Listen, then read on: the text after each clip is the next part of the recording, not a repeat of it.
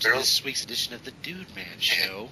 I'm so happy you could be with us today, here with all my friends in my neighborhood of make-believe, also known as a hellscape.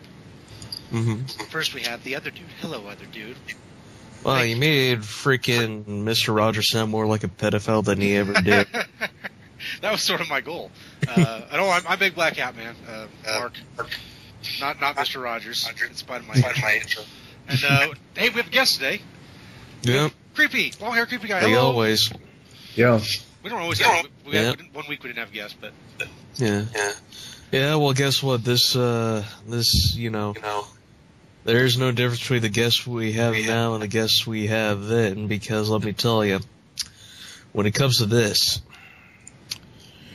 like, the guests we had last week were a bunch of guys on a previous podcast that no one watched. And now we have someone who's... Are you going to make a point, or are you just going to fucking meander all day on this? What are you doing? And then we have Creepy on here, who is somewhat popular on a show that nobody watches. The moral of the story is that no one watches the podcast because Fusionator thought it was a good idea to fuse the goddamn video section and podcast section. You've got to let it go. I'm just saying. I'm not going to let it go, that neck-bearded son of a bitch. All right, so today we're talking about educational television, not neck-bearded people. Shave that shit, Jesus Christ. So we're going to start in on educational television. Let's start off with like stuff we watched as a kid, and so we'll let the guest start. Creepy, tell us some of the educational television shows you watched as a child. Well, I do remember I grew up watching, I did watch Sesame Street, I did watch Mr. Rogers' Neighborhood. I remember it was more like, I remember I was basically told you, like, should, air quotes, watch this, you know? Yeah. And so it's like, you know, I watched them, but I have a memory of, I feel like, you know, I was kind of bored with them before I ever started watching them. I remember I got bored with Mr. Rogers pretty quickly, but I still watched it because it was kind of what everyone was like. If I didn't watch it, everyone was like, why are you not watching it? Yeah. And, damn dirty heathen. Yeah, I do remember the one thing about Mr. Rogers' Neighborhood that I do remember liking, and that kept me, you know, like, it was the thing that kept me coming back. It was the thing that made me want to keep watching it, was the, what did he call it? When he played Let's Pretend, you know, when he would get the toy models out and they went to... Oh, that was the Neighborhood of Make-Believe. The Neighborhood of Make-Believe, yes. I did like that. I did like that. I thought that to me that was by far the most interesting part of the show. As far as Sesame Street goes, the two characters that to this day stand out in my head, well, you know, other than, you know, you have Big Bird and Snuffleupagus, of course, but yeah. I remember I really liked Oscar the Grouch and Count Von Count. Yeah. I loved Bert and Ernie for some reason. I don't know why, but because Ernie aggravating Bert just made me laugh. I started when I was a little kid. Birthday, that'd be okay. Man, freaking Bert was such a square. He was. He had an obsession with pigeons. He made a dance based around pigeons. And like the way they like decided to like have the pigeon be is like if he broke his leg and then tried to dance. Okay. Did you watch Fred Rogers, dude, or is that after your time? Fred Rogers, Mr. Rogers' Neighborhood and all that? Oh, yeah, I watched Mr. Rogers' Neighborhood. It was like repeats on PBS. Yeah. So, yeah, I did watch him. I watched how much of a creeper he was and how I shouldn't trust my neighbors. Well, we did live near a man named Mr. McFeely, which was a little disconcerting in retrospect, but... it's just like... Did no one else catch that? I always wondered about that too, because I mean, I figured that out pretty early. I was like 9 or 10 when I realized that's not right. Like that shouldn't be his name. Yeah. Yeah. Here's right next to Mr. McFeely's house is Mr. McRapes-a-Lot. Yeah. I remember being like 5 or so. Feely. Yeah. Wait a minute. I was just thinking like, you know, what? Yeah. It's ironically enough, that's the house of the bicycle guy from Different Strokes. So yeah, there's a little bit of intermingling. Yeah. You know, even though that episode, Different Strokes, was like creepy beyond belief because there's a man trying to molest Gary Coleman. Yeah. Okay. Yeah. Educational television. No one saw that episode? No, I didn't. No, watch I Different remember that Strokes. episode. Yeah. That was a knows what I'm talking two-parter about. episode, no less. Jeez. Yeah, it was. Yeah. And but, like it became like a freaking PSA afterwards. yeah. Where it was like, you It see, was kids. Yeah, it became like the textbook. It's cited as the basically the point where the very special episode caught on, and the wave of them in every sitcom or family show, you know, had to have one after that, or several of them. Yeah, pretty much. Yeah, Well, that's besides the point. The point is education, and that show, the Different Strokes, educated us on how not to make a good show. But that's besides the point. Yeah. You But, know? So far we got Sesame Street and Mr. Rogers' Neighborhood. We all watched those. Yeah. I feel like Reading Rainbow. I feel like I should have gotten those out of the way first. Yeah, I did watch Reading Rainbow, and the interesting thing is that Reading Rainbow was one of the educational shows that I remember I actually really liked. Yeah. And I don't remember, that wasn't a show that anyone told me to watch. That was a show I started watching on my own. And the ones that I remember enjoying watching on my own were the ones that I stuck with longer, because I remember watching Reading Rainbow up until 4th grade or so. I think they changed the time slot of it after that, and I missed it or whatever, but it's like I really loved Reading Rainbow. And, it's like I liked LeVar Burton. I liked, to me, well, I was a big reader. I loved to read, Yeah. So a show that was, showing off all these different books and had allowed kids to do the same thing, that segment that they had near the end. I loved it. And, there was another show, and this one you two probably aren't familiar. You might not be familiar with. Mark, you might. Okay. It was, as I understand it, it ran like years ago, and then when I was 5, 6, like 85, 86, they brought it back. It was Captain Kangaroo. Oh, I've heard of Captain Kangaroo. I've heard of Captain Kangaroo. Yeah. I remember. I remember him from his guest appearance in Black Dynamite in the Pimp Council. But that was another one that my family encouraged quotation marks me to watch. But it wasn't. I remember the thing I remember I would watch it for is to see Mr. Moose drop ping pong balls on Captain Kangaroo's head. That was the highlight of the show to me. This is a dirty freaking show. Them Australians are backwards people. I just remember Captain Kangaroo was more silly than anything. I don't remember being particularly educational. He wasn't educational. It was one of those shows where it was more about, encouraging kids to get along with each other and play fun games and crap like that. Like, shove ping pong balls up your vagina and squirt them out like a proper prostitute. But I do, like I said, it was, but then when you think about it, Mr. Rogers' Neighborhood was more or less the same thing as Captain, it had the same slant as Captain Kangaroo. Yeah, but I seriously doubt they had like a freaking pervert next door. Yeah. There was, No, he lived right, he was Mr. Green Jeans. He lived right there. He wasn't next door. I always wondered, why do they call him Green Jeans? He doesn't wear green jeans. They're overalls. Yeah, it bothered me too. Yeah. I was just like, makes sense to me, TV. Yeah. But I watched Captain Kangaroo for about a year-ish, and like the highlight of the show was always when Mr. Moose would drop ping pong balls on Captain Kangaroo's head. That was about it. And Picture Page. That was a segment they had near the end of Captain Kangaroo. It was hosted by Bill Cosby. Huh. Oh, I do remember that. Okay, now he would draw, right? Yeah, the drawing thing. Yeah. And every time he put the pen to the poster, or whatever you want to call it, it made a sound. Yeah. My name's Bill Cosby. Beep, bop, boop, bop. I love Jello pudding and rape. Actually, I don't think I think he talked during those segments, did he? No, he didn't. Yeah. No, he would talk. He just didn't do it in the goofy voice that he normally do. He talked more or less. He was still animated, but he talked in a slightly more normal voice.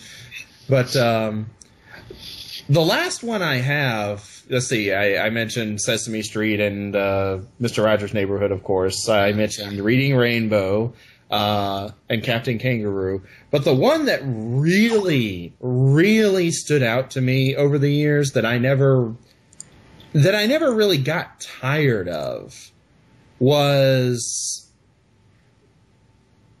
a show called, I don't know if either of you have ever watched it, but it was called Square One Television. No, I watched the shit out of Square One. I loved that show. I did too. I didn't see that. Yeah, I would sit down and I would watch that religiously. I would watch it every evening. Well, depending on what time of the year it was, it aired about 4:30. I think it was like 5. Yeah. And it was, so depending on the time of the year, if it was the winter time, then it aired like right as it was starting to get dark. Mm-hmm. But, no, I loved Square One Television. I liked, it was, for other dude, it was a, 25 minutes of basic math skills. Yeah, well, okay. Some of it was more advanced math. It was how advanced. Yeah. Well, they touched the 9 trick. I remember they touched the 9 trick that everything divisible by 9 adds to 9. Yeah. Okay. The 3 trick and all those sorts of things. They talked about square roots. Right, that sort of thing. Yeah. Basically, they talked about math up until like 6th or 7th grade level. Yeah, I'd say algebra half was about where they stopped. Right, they stopped just before they hit algebra. Yeah. But it was a variety show, though. They taught these things with songs, and with sketches and whatnot. And the thing, it was created to confront the math crisis that was affecting America's youth at the time. Yeah. At the time, I say at the time. But to be fair, statistically, they've gotten better. Yeah. Okay. That's actually don't worry, they were successful. It's just we're behind everyone else still. Goddamn. Yeah. Okay. But let's see. They would have skits. They would have songs. I remember there was this one song, and the thing about it is, these songs and these skits and everything, they were actually funny. Yeah. Like, they hired people. Yeah. They had actors on this show who were actually funny and effective at being funny and getting the point across while getting the point across at the same time. There were also pretty decent parodies of what was popular at the time. Exactly. Yeah, there was a lot of parodies of pop culture at the time. But there was this one song in particular. It was about estimation, and it was sung. I did not know this at the time, but it was sung by a Hawaiian pop singer. And yes, and I was like, I just remember I would stare at the screen at this woman in her incredibly short skirt and curly top, and she would sing about estimation, and I found myself really, really wanting to know more. I hit puberty faster than anyone in my class. Actually, I think I did hit. I have actually hit. You might have been actually right. I remember it started to kick in when I was in 6th grade, and I was still 11 years old at the time. I don't, so I think that is a little bit younger than the average says, because the average is somewhere like 12, 13. I remember Weird Al Yankovic actually did a song for that show too. What's that? Square One. Weird Al Yankovic did a song for them. Patterns. I didn't know that. Yeah, he did a song called Patterns for him. Yep. And they actually showed it as a stinger between shows after that too. After Square One had gone away. I gotta hear that sometime. Yeah. There was the other thing I gotta mention about Square One was MathNet. Yes. Like in the last 7-8 minutes was dedicated to this Dragnet parody where 2 detectives used math to solve crimes. You look back, it's hilarious. Well, the timing was so awesome. Like, it was such an awesome. It's hilarious, but the thing about it is some of the mysteries were actually kind of clever and were better written than you would expect it to be. Yeah. But they would like solve. Let's see, what was one? I remember the first one is kind of dumb. Like they were trying to get this kid's. He had took his dad's baseball and then he lost it when he, knocked it over the fence, and then he ends up dumbass. But it went into a woman's house, and then the woman's house vanishes, like just disappears, like it's stolen apparently. But they make a point of it being the real crime being getting the kid's baseball back, not finding out that the woman's house has been stolen. I do remember one where the criminal actually he was a record producer. And he actually programmed a program in the computers to times all the album sales by 7 to make his albums look like they knew him better. Yes. And that's how they catch him is they realize he's multiplying by 7. Mm-hmm. Yeah. And then they go undercover as the Googles and and they end up they make themselves into glam rockers. A one-hit wonder rocker sensation. I really wish I knew what you guys were talking about. I know it's unfortunately before your time, but this actually was a pretty darn good kid show. Yes, it was. Considering it was about math. There are some of it is on YouTube. Yeah, other dude, if you get the chance, Google it on YouTube because some of it is available on YouTube. Okay. The interesting thing is that my math, when they stopped airing the show on PBS in my area, my math grades actually went down. It's because watching this show actually did help me do better in math. It's like you would get to a part of your math test that was covered on Square One, and you would find yourself humming the song that they sang about this. Yeah. Oh God, they don't have a song for this equation. No. Anyway, I never think that because I remember thinking that. Anyway, let me drop down a few shows of mine. Okay. Go right ahead. All right, I'm the youngest one here, so let me tell you, I know a few shows that you ain't gonna talk about. Okay. Eureka's Castle, there's one. That's actually a little bit before my time. But oh, was it? Oh, okay, yeah. never mind. But yeah, I watched Eureka's Castle. That was pretty entertaining. Taught us that dragons are kind of stupid and can trick them easily. Bats are clumsy. I remember that. Yeah, bats are clumsy. You could get around them pretty easily. I don't know why Batman even bases his shit on bats if they're that clumsy. A giant freaking dude winds up a castle, and I try to do that, and there were no people in the castle, so I was just like, oh, this show lied to me. And then, there was that. Also, what else is there? Sesame Street was already mentioned. There's also Where in the World is Carmen Sandiego? I did watch showing that. the incompetence of people and bureaucracy. You can't find one fucking person. Are you talking about the game show, or was it the game show? Okay, yeah, I remember watching that a little bit. Yeah, it's just like they had hired kids. God damn it, what the fuck's wrong with them? The only thing I remember about that show was the first host, Greg Lee, was from Nebraska. Like that's the only thing I can remember about that show. Yeah, the land of where offers are void. Hey. Yeah, and I watch a lot of kid shows or educational programming. There's Arthur, which still is airing, and it's like on its 17th season. I'm just like, holy crap. That started a little after my time. I never really watched Arthur. Arthur is quite good. You know, teaches you lifelong lessons without being really preachy. That's good. He's supposed to be an aardvark, but he doesn't look anything like an aardvark because aardvarks are fucking terrifying to look at. I remember I got the kids' books for Arthur. Yeah. And they had artwork before the show and how they're supposed to look. Holy shit, that thing would have been a goddamn horror show. The way they colored the aardvarks made them look like goddamn Cthulhu, monsters from the fifth dimension. Like Geiger was making the show at one point, huh? Yeah.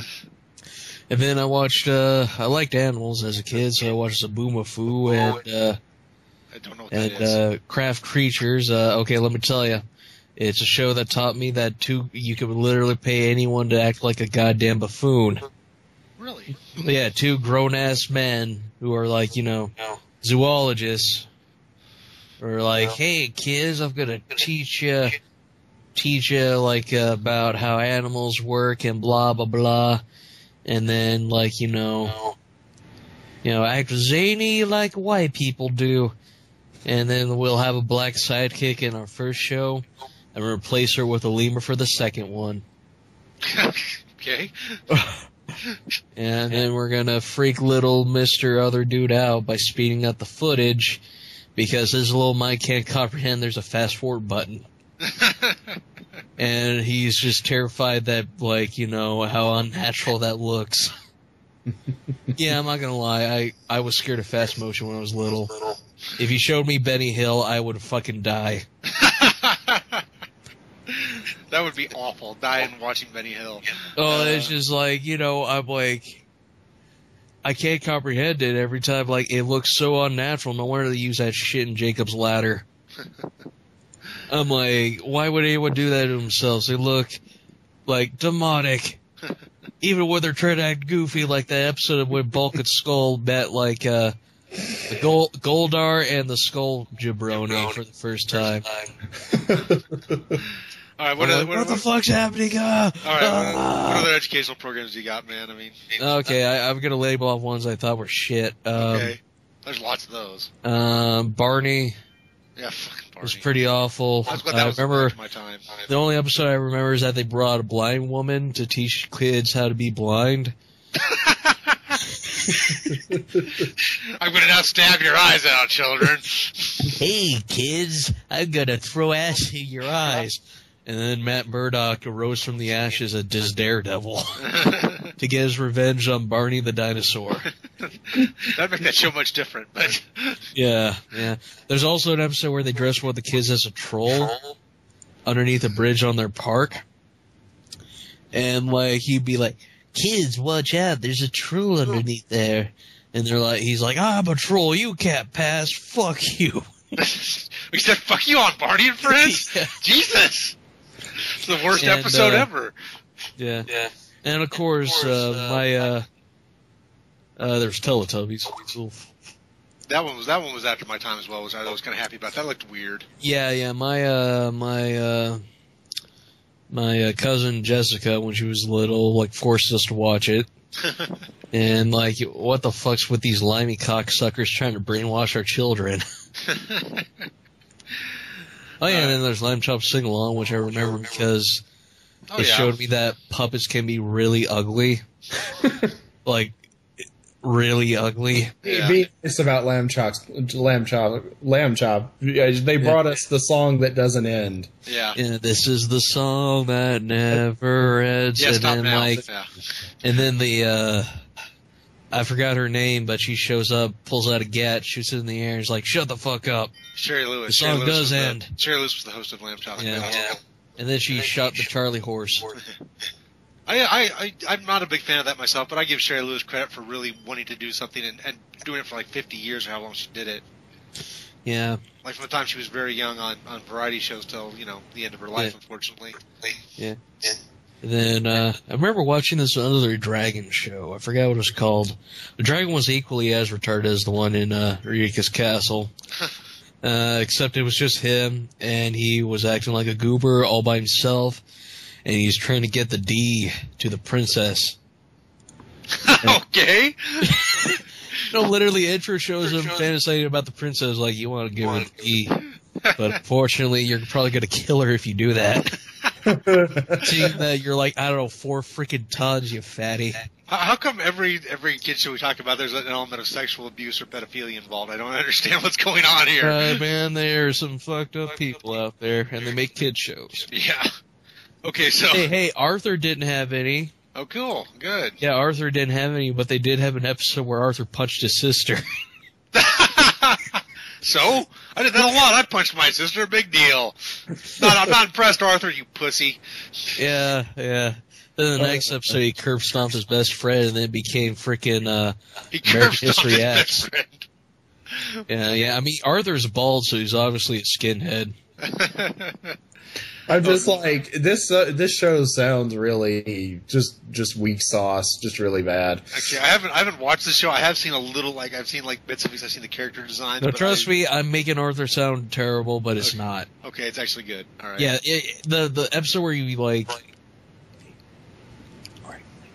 the episode where he punches his sister, though, is actually one of the worst episodes. It's like, you know, it's like the one lull in 17 years of quality entertainment.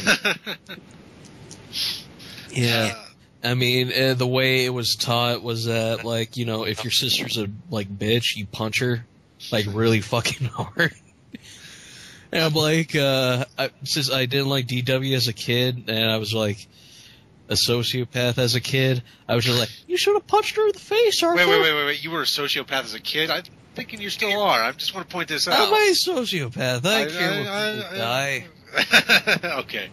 All right, But anyway. You got more shows to bring up, or? Let's see. I'm gonna look up that one dragon show I can't remember. Okay. Well, wait, I remember another educational show. All right. This one was kind of bad. Dragon Tales. Dragon. I don't know that one. There are a lot of freaking dragon shows as when I was a kid. Holy Very shit. Popular dragons. But, like, these, like, it's not only one retarded dragon, but an entire community of retarded dragons with one Latino dragon trying to teach the retarded dragons how to act like a normal person. Yeah, it was just like, we have an infestation of Down syndrome. Nuke 'em. I just... Okay, so, alright, so is it my turn? Can I name a couple educational programs? Yeah. So, yeah, it's your show. Yeah, we only had like 4 channels when I was a kid, so we watched a lot of PBS. You still have 4 channels now because Nebraska. Yeah, fuck off. I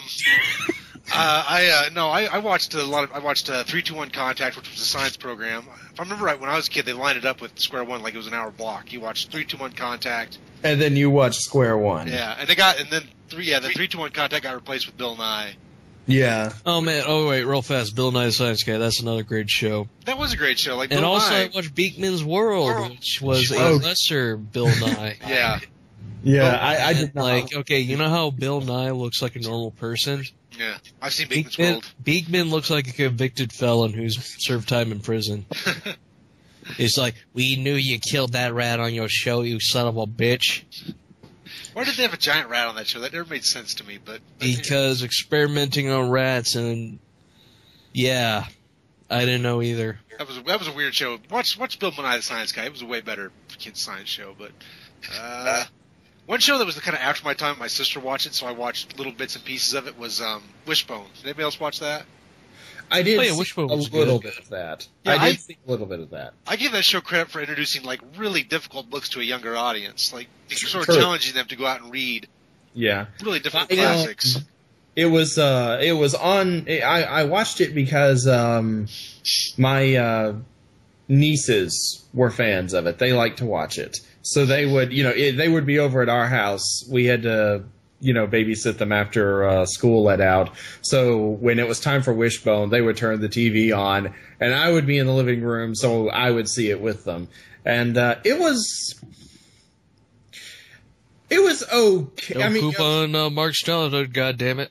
Like Mark is right. They did introduce a lot of I'm like the Count of Monte Cristo and the Phantom of the Opera and Mark Twain books and that sort of thing. Yeah, it introduced a lot of deep, bigger, older classic literature and books that were of a higher reading level to younger kids. Making them want to read them when they got older, if nothing else.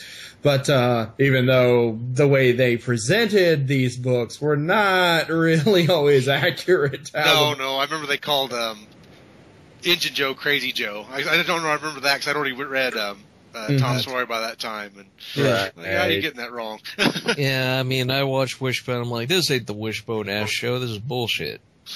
But I felt like reading Rainbow was better, but Wishbone for its time was okay. It was still like trying to accomplish the same thing, and that was getting kids to read. Yeah. So kudos to that. So all right. So before we move on to more adult educational shows, okay. There's one child educational show I know we've all seen, and we have to decide whether it was even educational or not. Okay. Captain Planet and the Planeteers. Fuck that show. Me like rage, flames on the side of my face. God damn, that show was fucking bullshit and a half. I know. The only problem was it was the only thing on at was 6 in the morning whenever it was on. I literally watched it. That entire show was just like, Americans, we all are from Brooklyn and we like cheeseburgers. Yeah. One of those things are actually true. And we're pyromaniacs, apparently. Yeah, we're pyromaniacs who likes to watch shit blow up, and then the Russian girl's gonna hate us because we're ginger. Yeah. And it's like, Soviet Russia, we killed the gingers. I deeply resent that the ginger was the dumb one. Yeah, it's just like if I wrote the show, I would have been so mean to him. It'd be okay, I will say this. Okay, there is there's like one problem, one major beef I still have with this show that doesn't have anything to do with SWAT cats. Before anyone asks, okay, here's the thing about this show. In theory, it could possibly have been an okay show, except for one major element that is a serious problem, and that is Captain Planet himself. Yeah. I mean, like, if you want to do a show about pollution and educating kids on environmentalism and showing them the consequences if you don't, take better care of the earth, like recycle and, that sort of thing. There are no long-term negative effects for anything that goes wrong 90% of the time. I mean, like, bad stuff happens, and they point their rings at the sky, they summon Captain Planet, and then he fixes what went wrong. And I'm like, pretty much... I mean, like, I get that you want to have a superhero who is environmentally conscious, but making it to where cleaning up, a mess is, like, that simple... You're kind of shooting yourself in the leg with the very thing that you're trying to do here. There are like 2 episodes that I can recall where this was not the case. And I think, if you've watched the show enough, you know the ones that I'll mention when I'm talking about it. One was the episode that focused on Linka, where, what was the rat guy's name? Scum. Yeah, Verminous Scum. A.K.A. freaking Jeff Goldblum, who probably is really angry that they made the villain look like him. Just like, my nose isn't fucking that big, you racist shitlords. Well, one thing about the show is it did have a superior cast, but anyway, move on. Go ahead. Yeah, it did have a good cast. It's just that it wasn't a good show. But it focuses on Linka, like, going home for a brief period to see her family. Scum has distributed this new drug called Bliss, and her brother gets addicted to it, and then he spikes, I think he spikes her food with it and gets her addicted, and at the end, Linka's brother dies. They stop Scum, but Linka's brother dies of an OD, and he stays dead. And I just remember being shocked that they actually went there and did that, But the second one was of course, the HIV episode, where the basketball player finds out he has HIV from a blood transfusion. Yeah, and then everyone's like, kill him! Kill the HIV! Kill him now! That's something that people might laugh at a little bit now, but... Having lived in a very rural community, having lived in seen small town mentality my whole life, it's not really that funny to me still. Yeah. Because you can still have that problem today where I live. Yeah. But he didn't. I actually wondered, when I was watching the show, are they gonna have him magically get better? Because I knew AIDS wasn't something you got cured of. Yeah. So I was like, are they just gonna have him magically get better? And when they didn't, I was surprised and even impressed. But I mean, I know the Nostalgia Critic, was screaming and ranting about how young kids were finding out about AIDS, and I was like, this isn't a bad thing, you dumb shit. I mean, if the show had a redeemable quality, it was that one episode. Well, to be fair, it's also the same episode where they portray if you tell anyone that you have HIV, they'll try to fucking kill you. Again, see previous what I said about small town mentality. Yeah, guess what? I don't care about no small town mentality. I'm from the city, yo. Hey, you know how we handle our problems? We throw them out windows. You don't remember that. You don't remember that era either, dude. I mean, there was a lot of paranoia about AIDS and HIV that era too. So I mean, people really weren't educated yet. I didn't learn about AIDS until I was, let's say, 8 years old. Yeah. I mean, the Magic Johnson thing, unless you live through that. It's something people today can joke about a little bit, but back in the day, like back when Mark and I were growing up, there was paranoia was everywhere. People were scared. People were panicking. Yeah, so the way that they showed it in that episode was actually not very far at all from the truth. Okay, then never mind. Forget my comment. Okay. We live in the world of Captain Planet now. Okay, so him to solve global warming. So moving on from Captain Planet solving global warming, which would be nice if we could do. Moving on from that, so I assume with you and I, Creepy, we all still watch educational programs to a certain extent. So I'm just curious now, today as an adult, what educational programs do you watch? Does porn count? No. Okay. Discounting porn now, sorry. Just throwing it out. Is there the Bill Nye the Science Guy porno? Yes, it's probably disturbing. I'll have to look that up later. No, I honestly don't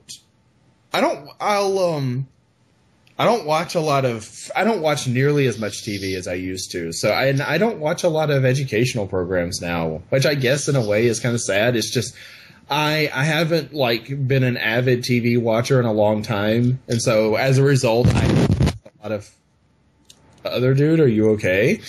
Yeah, I fell down the stairs. I'm good though. Okay. I'm good. Yeah. So it's something that, since I don't watch a lot of TV, as a result, I don't watch a lot of educational programming. My godmother will have things like the Weather Channel on in her room whenever she's home, all the time. That'll be playing in the background. She keeps it on for background noise while she, plays her MMOs.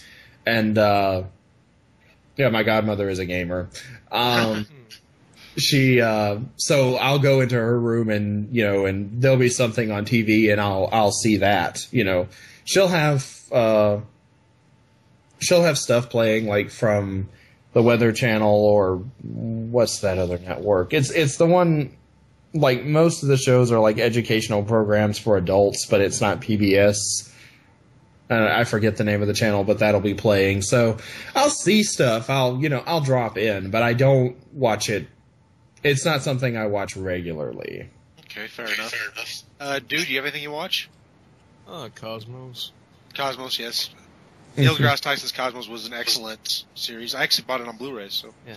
I should watch a lot of channel shows like Dark Matter. I used to watch Travel Channel, and then they decided to show conspiracy theory shows on there, so I just turned it off. Literally, they decided to, play an episode where they're like, Hitler was still alive after World War II, and he was living in America. Oh, Jesus. And, the picture they had is you see that right there? That's Adolf Hitler in the blue shirt. And it's a dude with his head turned back with a mangled ear. And they're like, yeah, plastic surgery to get his ear mangled. Yeah, that does not sound very educational. Yeah. Anything else? Any documentaries or anything you watch? Let's see. There was, Grizzly Man, which taught me that don't fuck with nature unless you're stupid. Then go ahead, because we just like to get rid of you anyway. Yeah. Alright, let's see. No, the Cosmos any science show, really. Neil deGrasse Tyson's got his old podcast Star Talk is now on TV. For those curious. Yeah, it's quite good. I've watched the first couple episodes of it. He interviews a celebrity and they intertwine it with science talk. It's pretty interesting. They had George Takei and Christopher Nolan so far. Yeah. Then he's going to have... God, who should he have on next? He should have Rick Santorum or somebody. No, actually he's got an activist on global warming, though. Oddly enough, the next one. So I guess I'll move on to myself, because I still do try and watch educational programming when I can. I watch the science shows. I really find that I like science a lot more as I've gotten older. I liked it when I was a kid. I like it now even more. I watched Carl Sagan's Cosmos clear back when I watched Tyson's. Yeah. I try and watch history programs, but it's hard to find good history programs unless you go out and your way and watch documentaries. Yeah. Mostly because History Channel is no more than a place where aliens show up. History Channel sucks. They can, even when they do history, they do it so badly. I I don't even want to start because I will rant forever about how awful History Channel is now. Well, I mean, I don't know if you guys saw the video I did. I did 24 minutes on how bad Sons of Liberty was. 24 minutes. And I wasn't even talking about how bad the acting or story was. I was just talking about how shitty the history was. Yeah, you know your thing's pretty shitty when you have freaking whatever his goddamn name is from Short Circuit, like starring in your miniseries. There's what was the name of that show? Steve Guttenberg. There we go. Yeah, he sucks. What was the name of that show that Decker said he hated so much that aired on History Channel?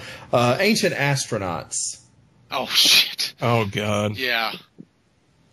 The History Channel is, like, actually back in the early 2000s, like when I was first going to college, like, they were okay. I mean, there was a lot of World War II documentaries, but that was okay. And they actually showed Ken Burns' Civil War at one point, which is a good documentary.